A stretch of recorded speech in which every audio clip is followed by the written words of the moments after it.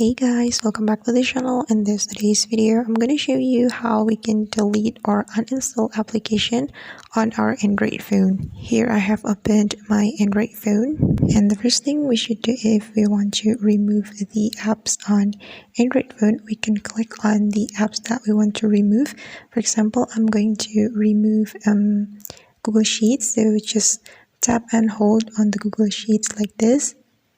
Then you can click on uninstall to remove the apps. Just tap on uninstall, then click on OK right here. Alright, and wait for a moment guys. It's still loading.